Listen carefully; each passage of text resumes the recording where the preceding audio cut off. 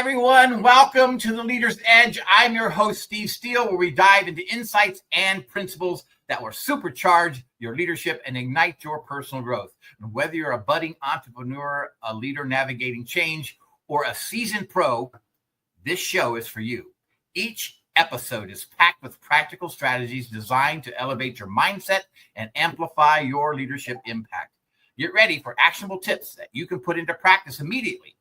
And I want to send out a huge shout out to all of our amazing listeners. Thank you so much for your unwavering support. So let's get started and unlock your true potential. My guest today lives in Shreveport, Louisiana, with her husband and youngest daughter.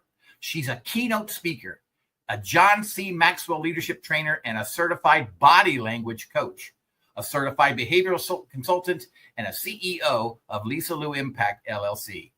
Growing up, she moved through dozens of homes and neighborhoods. Let's just say that she was very experienced at being the new kid.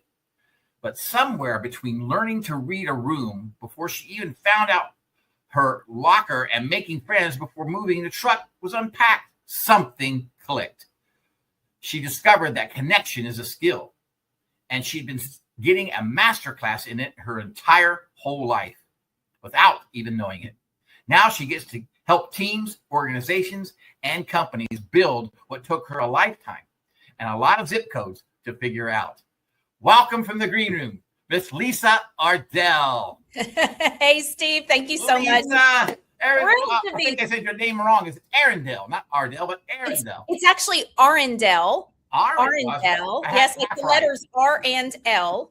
Okay, so I had it half right, Arendell. Okay, I'll try to remember that. It is so good to have you on the show today. I am so excited, so excited. It's been we booked it 2 months ago, and I'm like, okay, I can't wait till Lisa comes on because I really, really want to talk to her about all of the things that she's got going and the things that's been happening and just amazing work that you're doing out there. But first of all, Lisa, I really want to get into a little bit about you and who you are, because our viewers and listeners often want to know who's that person that's really talking. And I know they're going to bring me something good, but I want to know a little bit about them. So I want to kind of get into your the work that you've been doing, the story. I read your story online. It was amazing. And you start out with, my story is a mess. Yeah. And then I read through it. And then as I read through it, something within me really went out to you because of all of the challenge that you had as a child. So Lisa, share with us a little bit about your childhood and why you are who you are today. Yeah. Thank you, Steve. Well, first of all, just thank you so much. This is such an honor. I think we scheduled this in January, so I'm just so thrilled we're here. Yeah. You know what? Growing up, so I was born into a hippie home. we lived off the grid. We had our own outhouse. We had our own chickens, So I was basically raised kind of in almost a gypsy lifestyle because we moved a lot. And my mom and dad divorced when I was 2. And so then it was just me and my mom. So by the time I was 4, I had lived in 4 states. And the first thing people think of was, oh, you must have been military, right? Right. Yeah. We were not military. Yeah. I tell people we were just super unstable. So we moved to Louisiana when I was 4. I had lived in Kentucky, Indiana, and Massachusetts. So Louisiana was my 4th state by the time I was 4. And we came here to visit my uncle. He was a boom operator. We were just going to be on our way to Oregon, but we ended up staying and building a life here. And so, my mom was a single mom and she was doing the best she could, Steve. She was just always looking for the next best situation for me. So I was in, different schools and different neighborhoods constantly. Wow. So much so that I just quit unpacking because I never knew. Is that right? Yeah. So were you like packing yourself and getting all yourself ready, getting ready to go to a new place at age 4 and 5 years old? Yeah. I being 4, I don't remember how many times I moved that first year. I know we lived with my uncle for a while. Then we moved to the house right next door to him. So I do remember us beginning to move, but I always assumed that was our forever home. As a kid, you don't know. Right. You don't know. But after several of these, I just quit unpacking and I would just live out of my boxes. Like there would be boxes on the side and I would, kind of have them organized into what things were. And sometimes I would unpack some things, but for the most part, I just kind of quit unpacking. So, when you're young like that, you really cut your teeth on communication and connecting with people when you are able to form relationships and friendships. But how do you do that when you're moving a million times?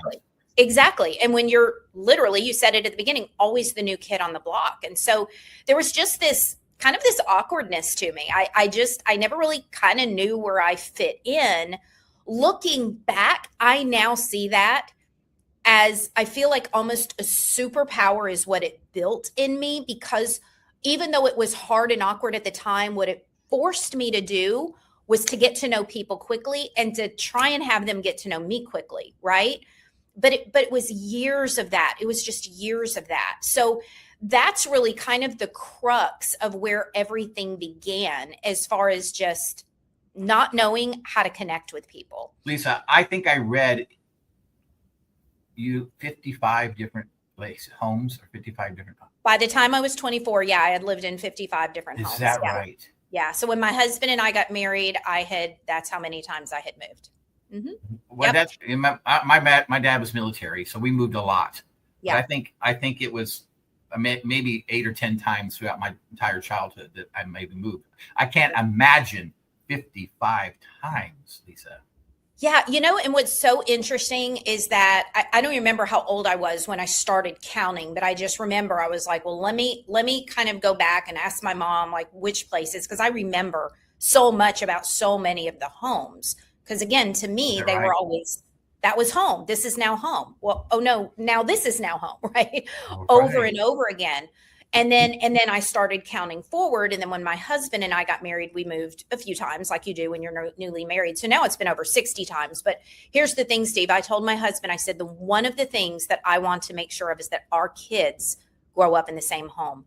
And so we have been in this home. Our oldest is 27, but we've been in this home since she was 2. So wow. We've been here 25 years. So all of those moves were prior to 25 years ago. Oh my God. Right?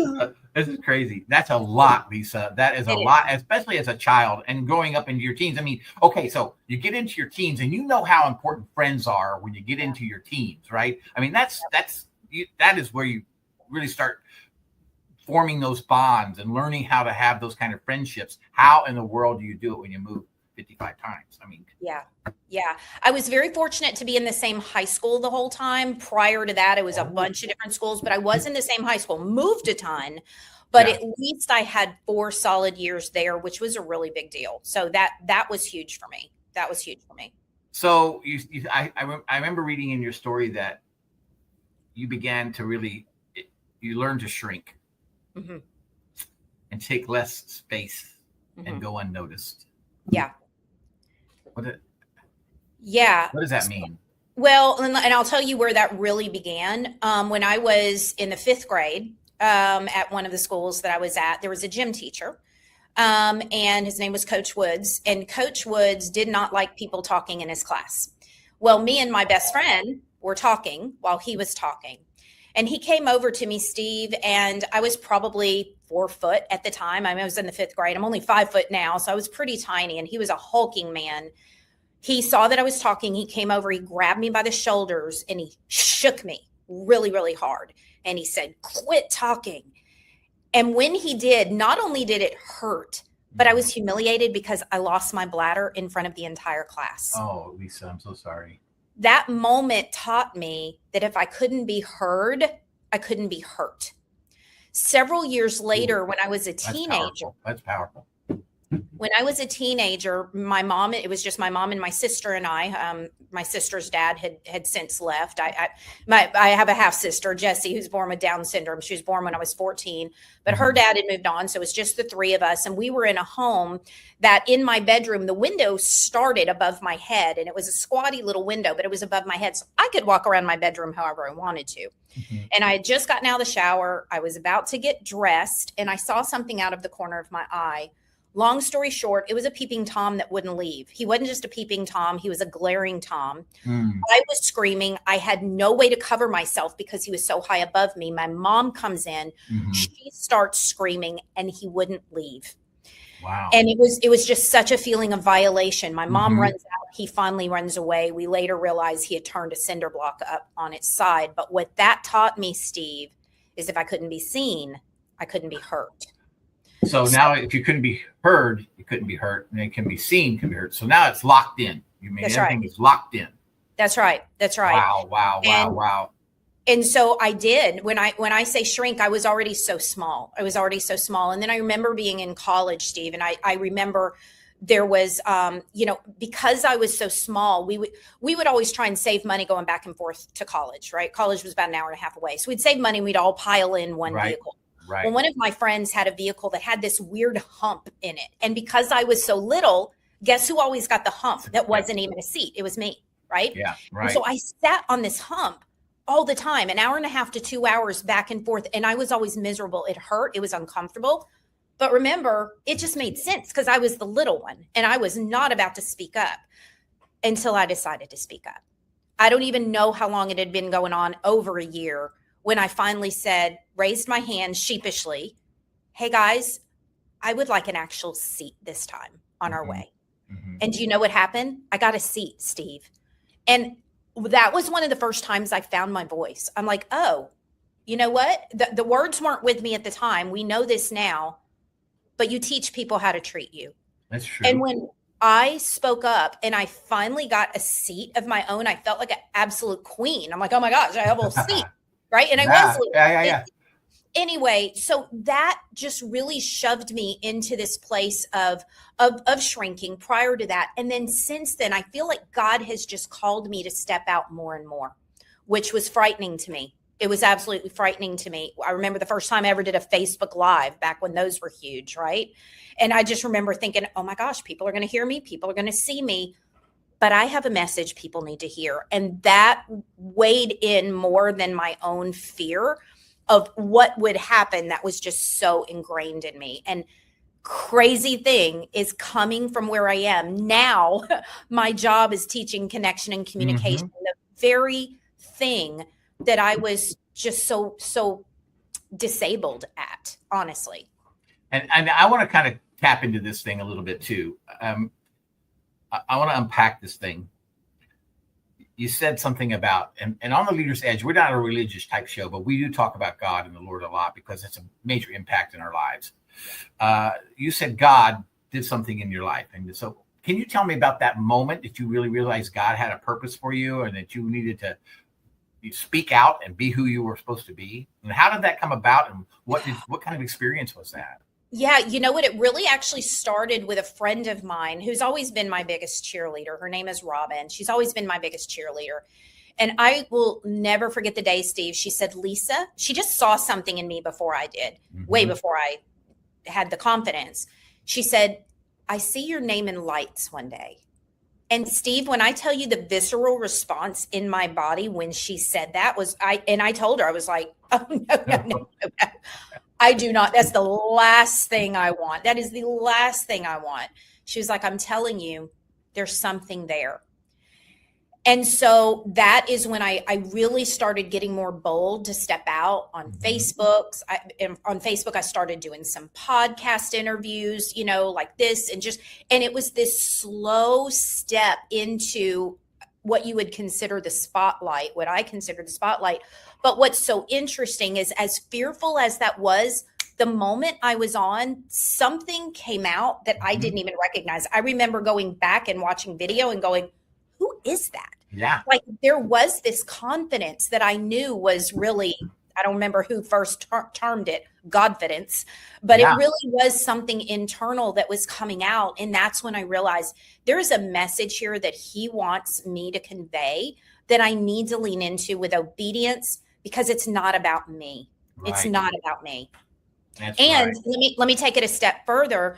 This past March, so this has been years that I have been more in the spotlight, but this past March was an epitome for me.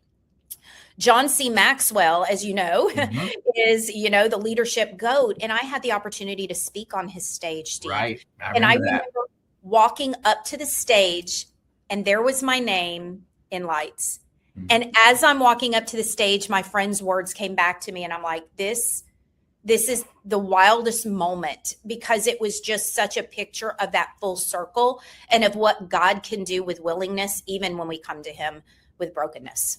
Absolutely. Absolutely. I remember that whole story. I remember that happening. Lisa, but the road wasn't always easy. There were some messy parts in it, right? Yeah. There's some difficult times. And sometimes I think you made a statement in your story that old tapes try to rewind. Yeah. And so what does a person do? How do you get through that? When those old things come back to your head, what did you do? What did you do? Yeah, that's good. And I'm glad you brought that up because they still do, right? They still do. I'm not on the other sides where I'm like, oh, everything's great now. And there's just all this confidence all the time. There's still that loop in my head that says, who are you, little girl? You know your place. Who do you think you are coming on a podcast or a radio show or speaking on? Who do you think you are? So that is still, be quiet, sit down. If you can't be seen, you can't be heard. If you can't be heard, you can't be hurt. Play it safe. That is still a loop that I have to fight. Now it's better. But you asked me how. I think one of the things that I can at least look back on for me is just doing it. Getting out there and stepping out there builds that confidence muscle, and that voice gets quieter. It's still there, but it's quieter every single year. And the more I lean into the strengths and the gifts that God has given me, the more emboldened I am to move forward and to quiet the voices. So what would you give a person that struggles with the same thing? What advice would you give them? You know what? I read a book by Craig Groeschel years ago called Winning the War on Your Mind or Winning the War of Your Mind or in Your Mind. I can't remember. That's where the battle is, right? The battle is right here. 100%. And it's such a cool book because he goes into the neuroscience of our thought processes. Yes. So darn good. And he talks about how we form ruts. We form ruts in our mind when we say the same things over and over. In fact, I just got done coaching a gentleman who's going to go do his first keynote. And he said, I'm so nervous. How do you get over the nerves? I said, well, the first thing to do is quit saying you're so nervous and start saying you're so excited. Yeah. The pathway to nerves and excitement are the same thing. So let's reroute the rut and let's start forming a new pathway that says, no, this isn't nerves. This is enthusiasm because I'm about to go add value to people. And that's what God placed me on this earth for. So it's just mindset. I tell everybody, Steve, that'll listen to me. We all have a common enemy that's 6 inches wide and it lives between our temples. We all have the same enemy. And it is one of the biggest ones that we will ever face. So part of it is just that mindset and rewiring the wording so that you're rewiring your mind. I love it. Absolutely love it. That's beautiful. I mean, I even experience the same things, even when I go on a podcast or before I go on a show or before I speak to speak at a group or speak at a place. It is those things. Your brain doesn't know the difference. It doesn't really know the difference. You have to tell it, and you have to tell it. You have to speak that in your own mind. And so that's absolutely beautiful. I love. Well, we're going to take a quick break, Lisa. Okay. And then we're going to come back. And when we come back, I want to kind of get into what you're doing more now. Okay. And, and kind of share with us a little about your story, where you're at now, what you're doing. I know there's a lot of things out there that you got going. And so I'm really anxious to hear about it. So we're going to take a quick break. We'll be right back to the Leader's Edge. Are you ready to elevate your organization with a team of transformational leaders? Do you want to attract and nurture top talent while enhancing communication and productivity across generations? Hi, I'm Steve Steele, co-host of The Leader's Edge, and your coach with the Maxwell Leadership Team. My program equips leaders with essential skills and resources to lead, coach, and communicate effectively, ensuring everyone thrives. With tailored insights and proven strategies, I'm here to help your entire organization succeed. So reach out today at growthinleadership@gmail.com or visit johncmaxwellgroup.com/Steve Steele.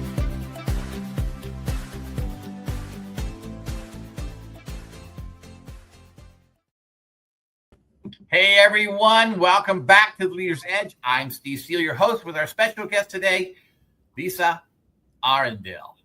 Got it, right? Got it. You got it. Beautiful. Lisa, thank you so much. That first segment was wonderful. We got to know a little bit about who you were as you were when a child, as you grew up. And I think one of the things I really was fascinated by through your story was all this time, even though you moved so much as a child, and there was this piece about connection that you were learning. Yeah. And how to connect with people. Mm-hmm. Lisa, tell us a little bit about what you're doing now and how that connection works, and how you actually learn connection, because everybody communicates, but few connect. That's right. That's right. Yeah, that's one of my favorite books of John Maxwell's. Right. I think the title alone is a masterclass. Like, we can just stop right there. Yeah, we're all communicating, but ain't nobody here connecting. Right. It's right. It feels like. So yeah. So for me, I like to say that communication isn't a box that you check. It's a dance that you learn. I'm a dancer, Steve, as you know. And so I like to use dance analogies a lot, but it's true. There really is a rhythm to connection. And when we get too formulaic with it, I think it can fall apart. So much of it is understanding that the person in front of you really just wants to be seen and heard. We all do, right? We all have that invisible sign around our neck that says, just make me feel special. Every single person has that. When we can really, and that's where I was, Steve, that was me. I just wanted to be seen. I was shrinking myself, but I so desperately wanted connection that I just couldn't figure out, because I was just disappearing into the ether. When we understand that it's really not about us, it's not about us, that takes the nerves out of so much. Before I step on a stage, there's some butterflies, but the moment I tell myself, oh my gosh, Lisa, you have something of value, you're about to create impact that could literally shift the course of somebody's future if they're in a place to receive it, that takes all of the pressure off of me, because that means it's not about, good job, Lisa, you did a good job, that was a good talk. No. I want to know, did it shift something in your gut, in your spirit, in how your company and the culture that you're trying to create? So, for me, Steve, it's such a passion because it was such a lack growing up. But at the same time, those experiences, I wouldn't change them for anything, as hard as they were, because I do believe it helped me to build a muscle. Now, it was hard. It was a hard way to learn the lesson. Mm-hmm. But I think because I had to learn to read people very quickly, I had to learn how to position my own self so that I was perceived in a way that people wanted to have in their circle for a very short period of time. They didn't know, and neither did I at the time, but I wasn't going to be in that circle for very long. And so over time, I just learned that our presence, the way that we're perceived, which is what really got me so intrigued with body language, the way that we're perceived is so important, because I think generally speaking, people have a good heart for the most part, and we care about the person in front of us. But when we get into our own head, either we talk too much, we don't forget to ask them questions and make sure that they feel seen and valued. When it becomes about us, connection is broken. Right. And this happens in organizations. This is in personal relationships, but this is happening in companies everywhere. There is you and I were talking about this the other day. Our social muscle has atrophied, especially post-pandemic. I agree. Yeah. We just don't know how to engage anymore. We don't know how to engage. Then AI came in, and Steve, I don't need to call you to ask a question. I can just go to ChatGPT or Claude and ask a question. That's right. I don't even need human experience anymore to learn.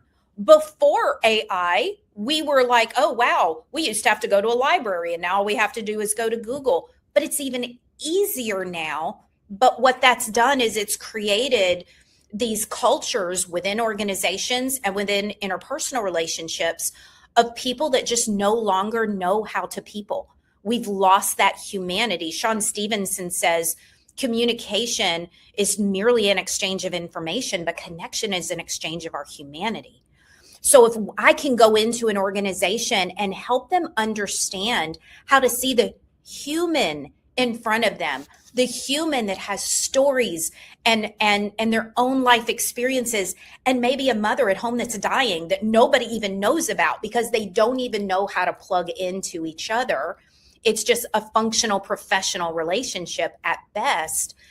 it really changes cultures, because guess what? People stay engaged, they perform better, and they don't leave their companies when they feel like they belong. I agree 100%. I love what you said. We don't know how to people anymore. I think that's how you said it, something like that. I think that is so true, because we have lost that connection out there. And it's really about that heart-to-heart connection, of making a connection with an individual. Well, so what are you going to tell a person? What are you going to tell a leader? You go into your organization and they're going to say, how do I make these heart connections? How do I make these connections with people? What do you tell a leader?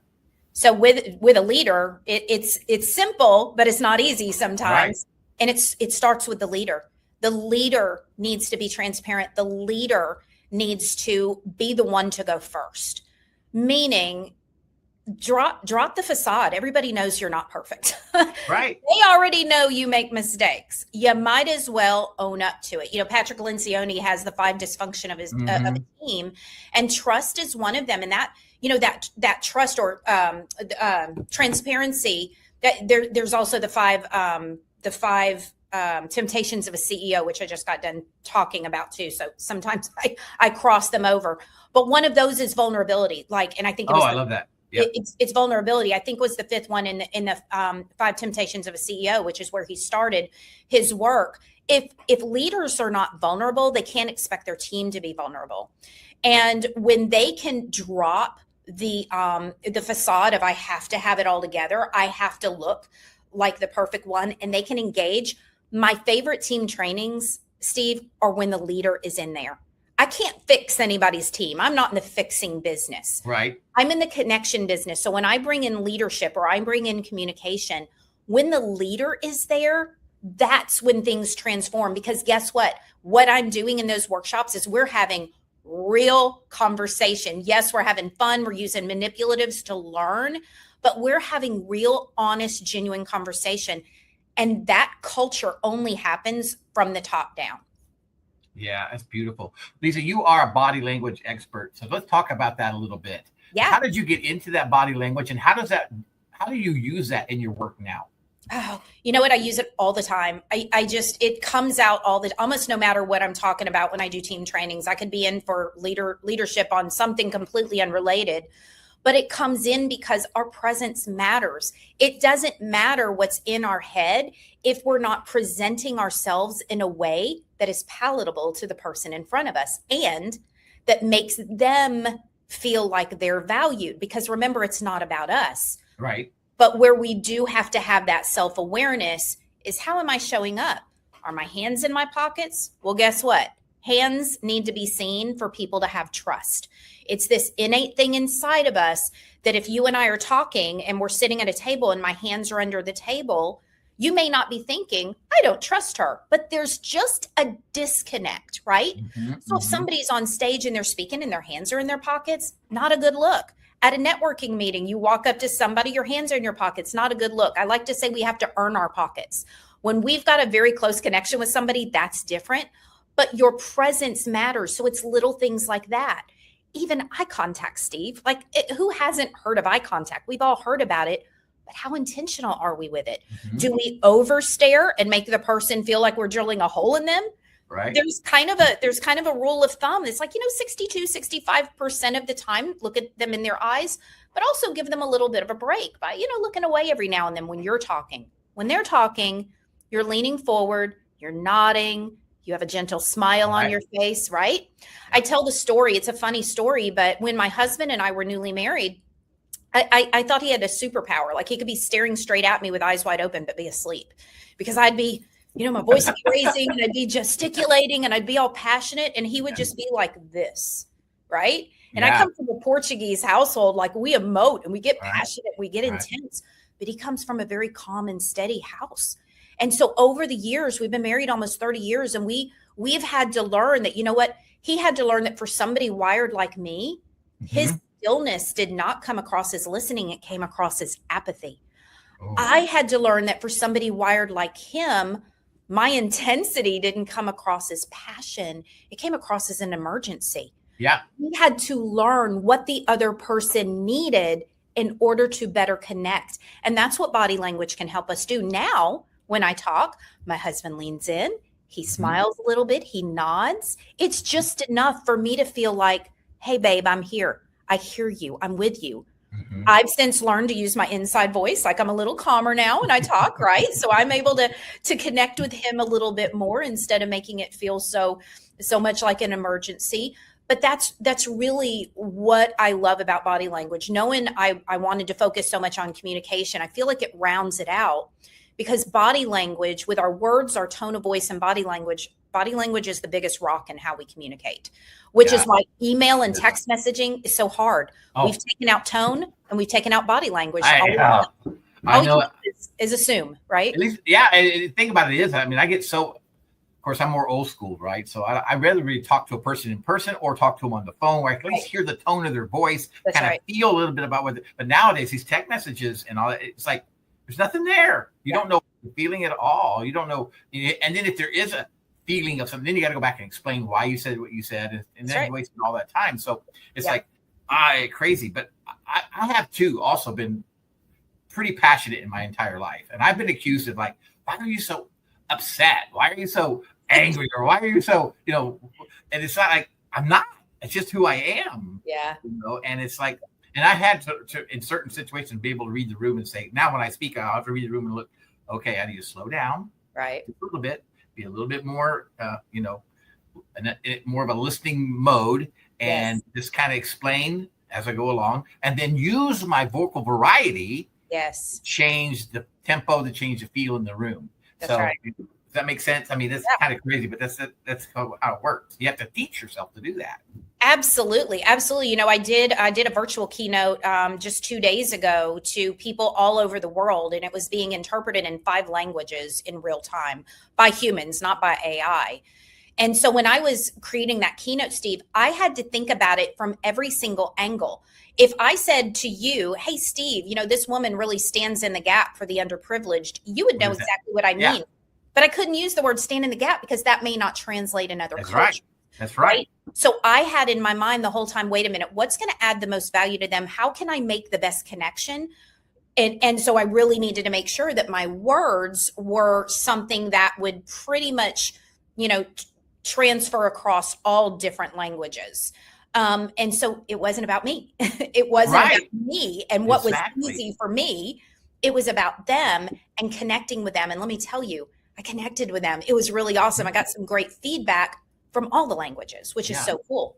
Yeah, I know exactly what you're talking about, because last December I was in the Philippines. I did a whole workshop for the teachers at the school that I was working with, and there was things I had to be careful about. They don't understand what I'm saying. I have to slow down, rephrase that, or rework that, and it really makes a difference, because they don't, even though they may understand English, they don't understand those little colloquial kind of things that you do, especially if you're from Texas. They don't, Lord have mercy. Y'all, who's y'all? I accidentally said y'all in that keynote one time, and I was like, whoa.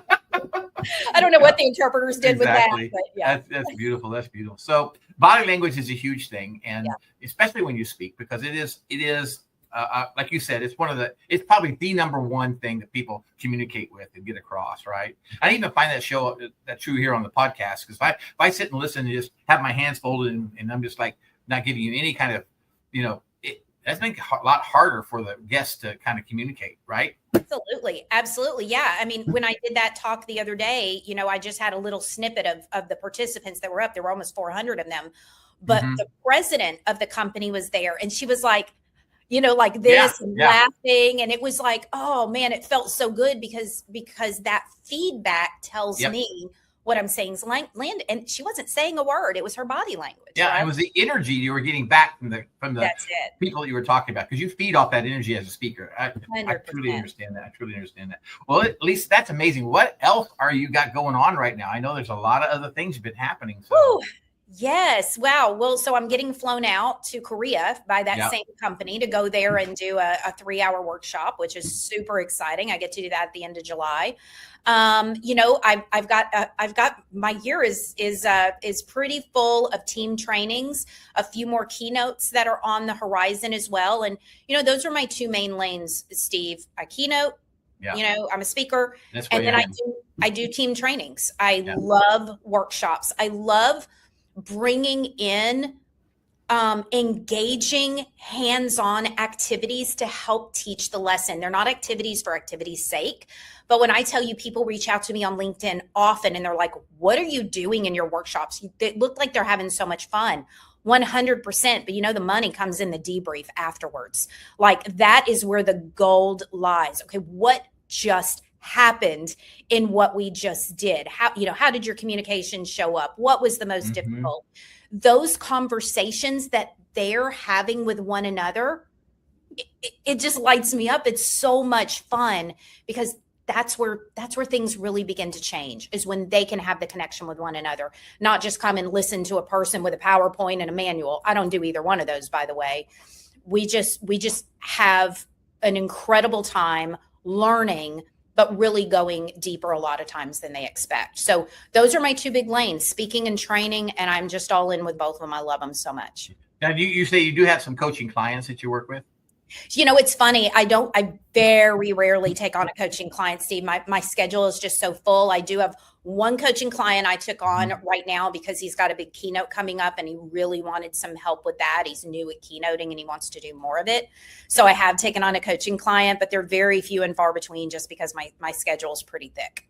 Yeah, I can imagine. You've really been, this year's been a real big year for you. I've been watching on Facebook. A lot of big things have been happening.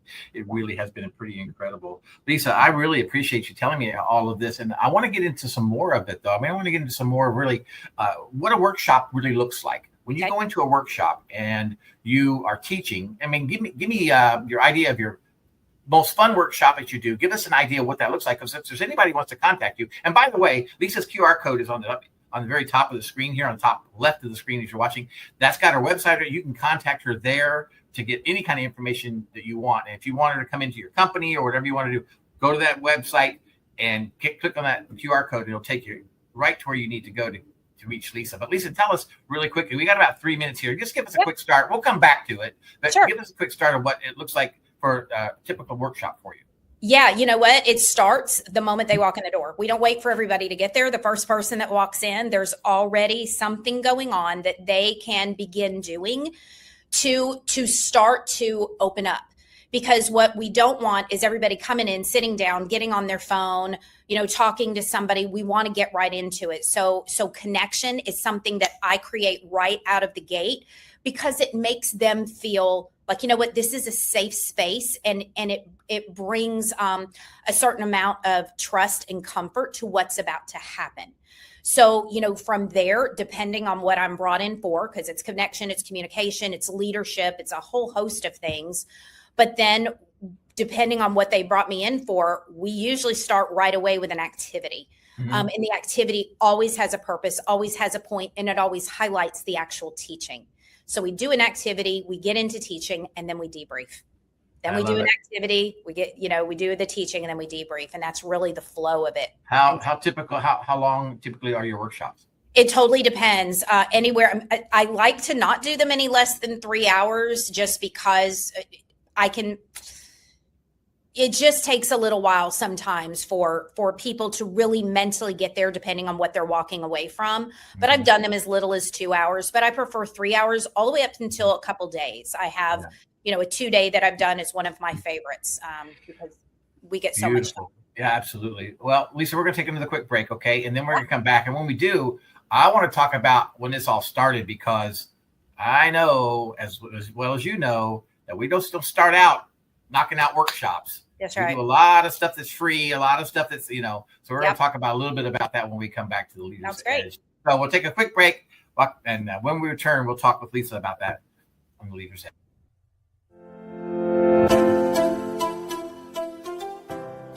All right, podcasters, let's be honest for a second. If your show sounds like it was recorded inside of a tin can, in your cousin's basement, in a van down by the river with your dog barking in the background, it's time for an upgrade. That's where 216 Creator Studios comes in, the home of real production, real people who actually know what all those shiny buttons do. They've got pro mics, top-tier editing, and lighting that makes everyone look like they slept 8 hours, even if you didn't. Whether you're just starting out or you've been podcasting since people were still saying, smash that like button, give me a thumbs up. 216 Creator Studio helps you sound crisp, confident, and ready for the big leagues. So stop recording in your car, stop arguing with your USB mic, and get into 216 Creator Studios, where your podcast finally sounds as good as you think it does.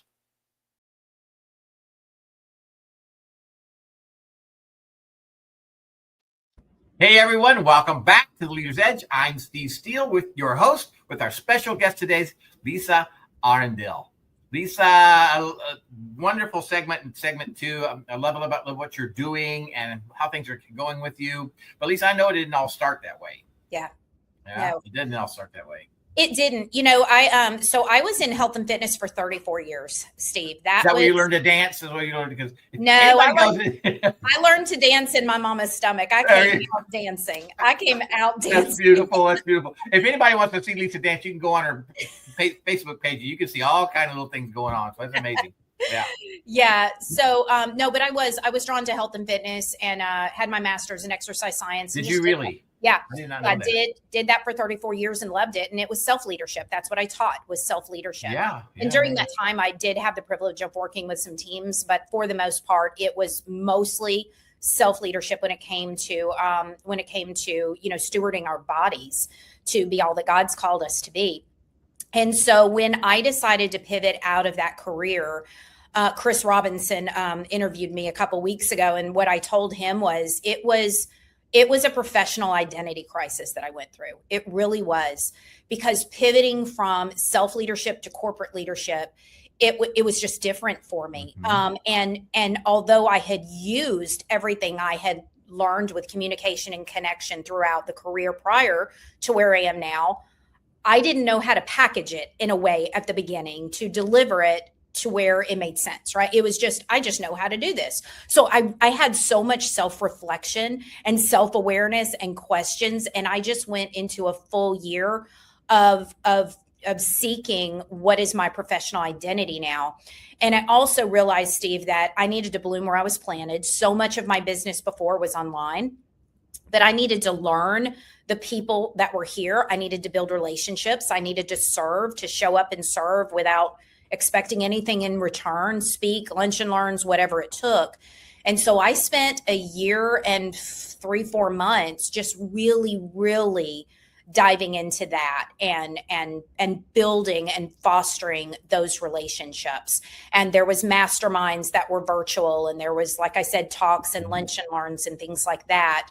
And there wasn't a lot at the beginning, right? And then it started ramping up. And then as people started to see what I could do, what I could bring, and I was able to articulate it in a way that made sense and added value to other people, that's when things really began to take off. But what led there was a whole lot of free, a whole lot of just serving. It's like, it's really like the Word of God says, you have to plant the seed. And, you know, when you plant the seed, it has to grow, and you don't get immediate results. And you don't keep unplanting it. You know, you don't keep unplanting it. You plant it one time and you keep moving that direction, and it grows. And that's exactly what you did. I mean, you planted those seeds and you just showed up. And I think it's a lot about what we should do as people is oftentimes we're like, how do we figure out? Just show up. Yeah. Just show up. That's right. And a lot of the rest of it will happen. Yeah. And, you know, one of the things that I'm super transparent about, I do not love the virtual world. I have so much Zoom fatigue from when we were just forced to be on it, that I knew what I wanted to do was be in person as much as possible. That keynote that I referred to 2 days ago, when they very first asked me to do it and they told me it was virtual, I was just like, oh, I just want to be there so bad, because if I can be in front of the audience, I feel like I can bring my best. So what it forced me to do was make sure I brought my best virtually. And I did. It was great. But I just love people, Steve. You and I talked about this the other day, being in person. In fact, the coaching client that I have now, we met in person. I could have saved time driving, and I'm open to virtual, but I love to be in person as much as possible, because for me, that's where I can bring the best connection. And that's just what I was starving for growing up.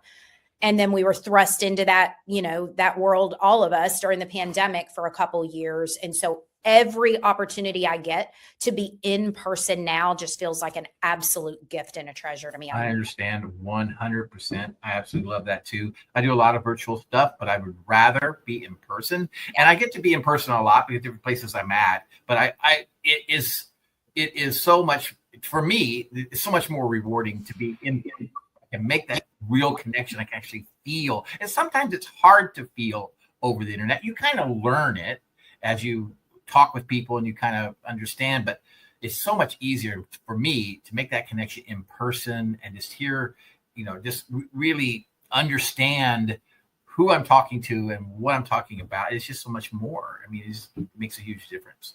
Well, and that also takes me back to, what I said earlier, just that our social muscles atrophied. When we're on a virtual platform and we're not in somebody's space, for whatever reason, it's so much easier to pick up your phone and look at it. But when we're in person, I hate that. Right? I do.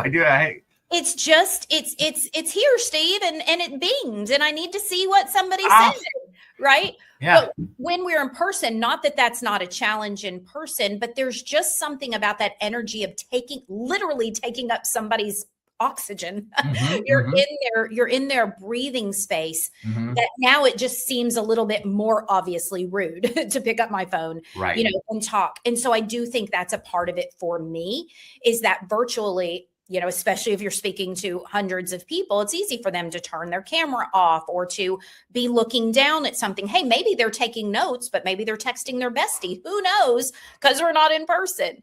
So exactly. Some of it for me is just that real life human connection, that there's a vulnerability there. There's nowhere to hide. You are who you are when you're in person. Absolutely. I love it. Love it. Lisa, we talked about this a couple of times, but I want to ask this question. And the question I want to really form to you is, we talk about how God has played God has showed up in your life. But Lisa, how important is that to you?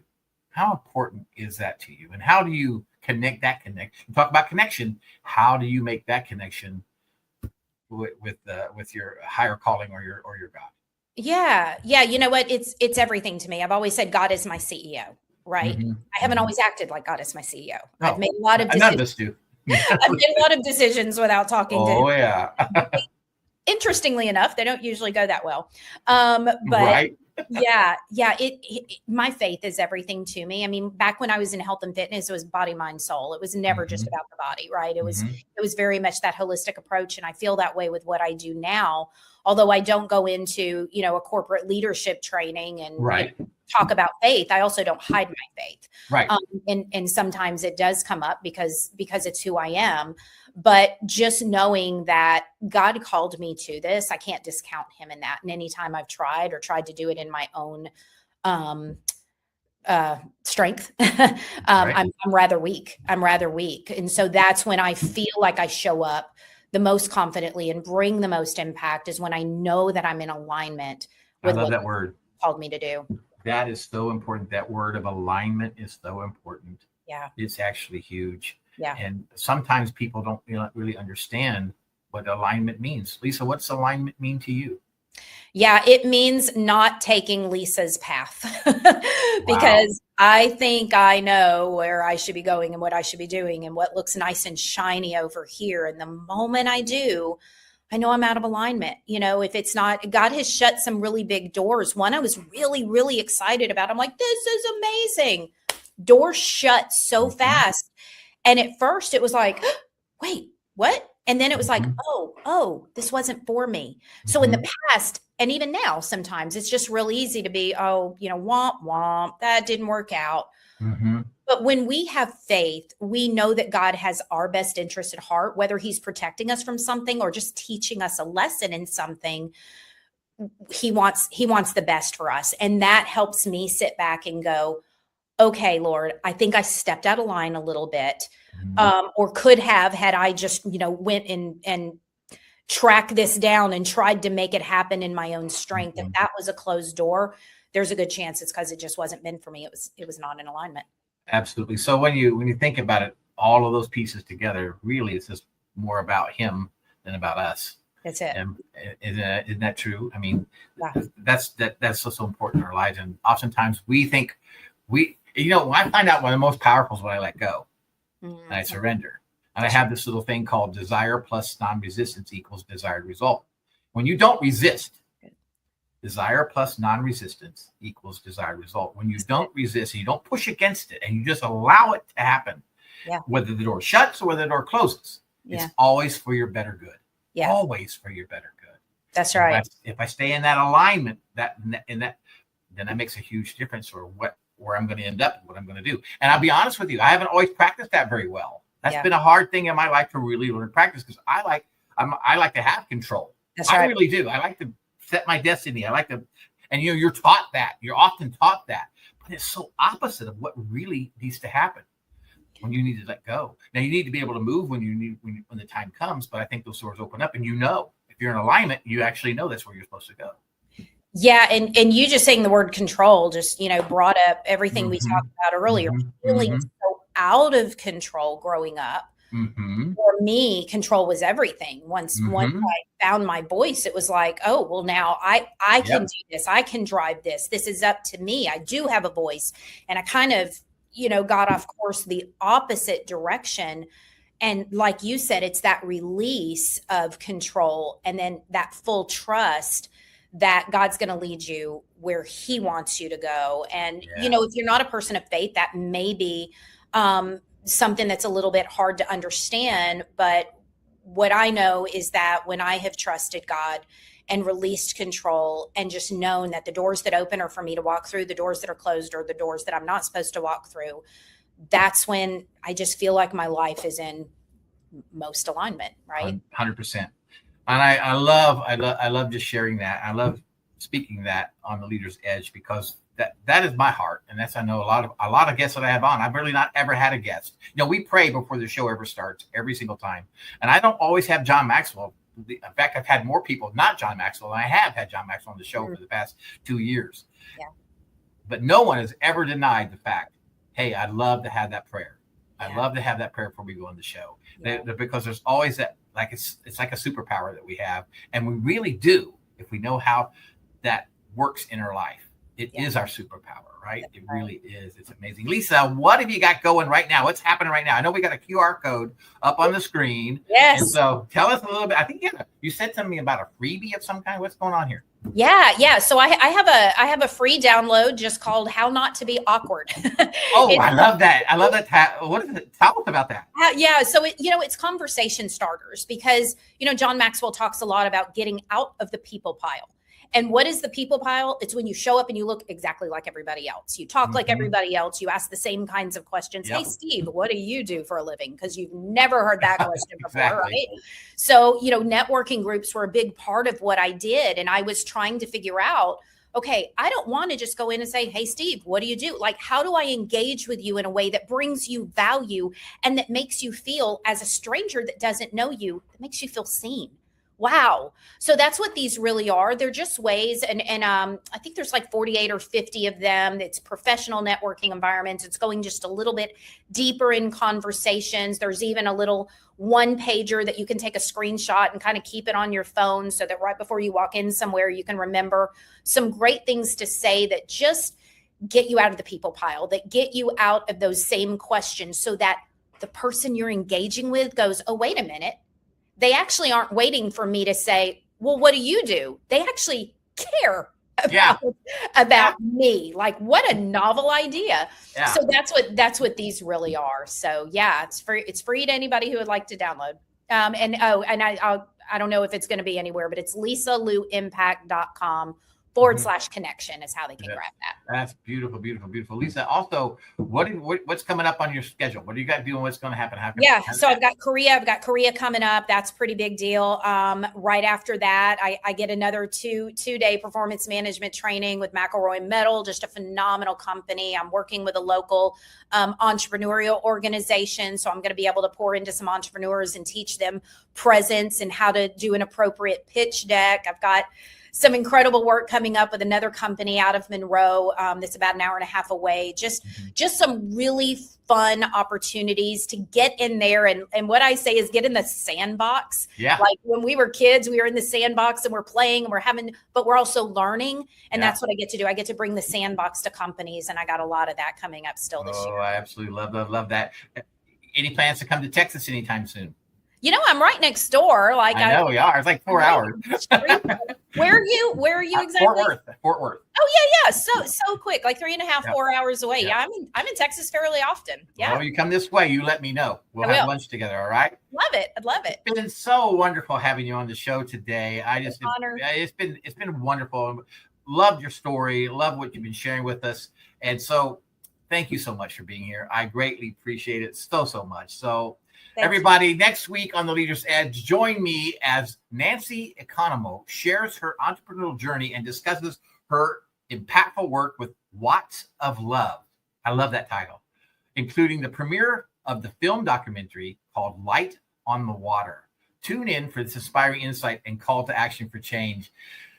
And just as a reminder, you can find The Leader's Edge on Apple Music, Spotify, YouTube, or wherever you listen for your favorite podcasts. If you find value in these conversations, hit that subscribe button or follow to stay connected. And I want to say thanks to all of our listeners and friends once again. Without you, The Leader's Edge wouldn't be possible. I'm so grateful to have you here each and every week, and I'm so excited to connect with you next time. So bye, everyone. Have a great day.